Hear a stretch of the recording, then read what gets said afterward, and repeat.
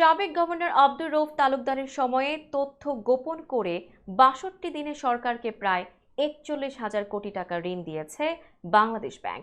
গত অর্থবছরের শেষ সময় দেওয়া হয় বিপুল অঙ্কের এই ঋণ। কেন্দ্রীয় ব্যাংকের প্রতিবেদনে দেখানো হয়, নতুন ঋণ না নিয়ে ৬,৪৫৭ কোটি টাকা আগের দায় সমন্বয় করেছে। সরকার পরিবর্তনের পর তথ্য গোপন করে টাকা ছাপিয়ে এই ঋণ দেওয়ার ঘটনা বেরিয়ে এসেছে। কেন্দ্রীয় ব্যাংক এমন এক সময়ে তথ্য গোপন করে সরকারকে টাকা ছাপিয়ে ৪১,০০০ কোটি টাকা ঋণ দেয় যখন দেশে উচ্চ মূল্যস্ফীতি ছিল। সর্বশেষ গত জুলাই মাসে সার্বিক মূল্যস্ফীতি দাঁড়ায় ১১.৬৬%, আর খাদ্য মূল্যস্ফীতি ১৪.১০%। উচ্চ মূল্যস্ফীতি নিয়ন্ত্রণের জন্য গত বছরের জুলাই মাসে কেন্দ্রীয় ব্যাংক ঘোষণা দেয়, বাজারে টাকার সরবরাহ নিয়ন্ত্রণে সরকারকে সরাসরি কোনো ঋণ দেওয়া হবে না।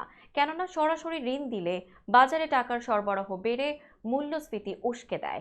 গভর্নরের পদ থেকে সদ্য পদত্যাগ করে পলাতক আব্দুর রউফ তালুকদার বিভিন্ন বক্তব্যে কেন্দ্রীয় ব্যাংকে সরকারের ঋণ কমছে বলেও জানান। অ্যাসোসিয়েশন অব ব্যাংকার্স বাংলাদেশের সাবেক চেয়ারম্যান মোহাম্মদ নুরুল আমিন বলেন, এভাবে টাকা ছাপানোকে হাই পাওয়ার্ড মানি বলে।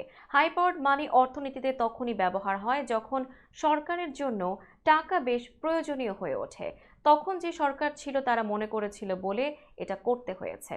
সেক্ষেত্রে বিল, বন্ড, রেভিনিউ দিয়ে কভার করা যাচ্ছিল না। বাংলাদেশ ব্যাংকের ভূমিকাকে প্রশ্নবিদ্ধ করেছেন সাবেক গভর্নর আব্দুর রউফ তালুকদার।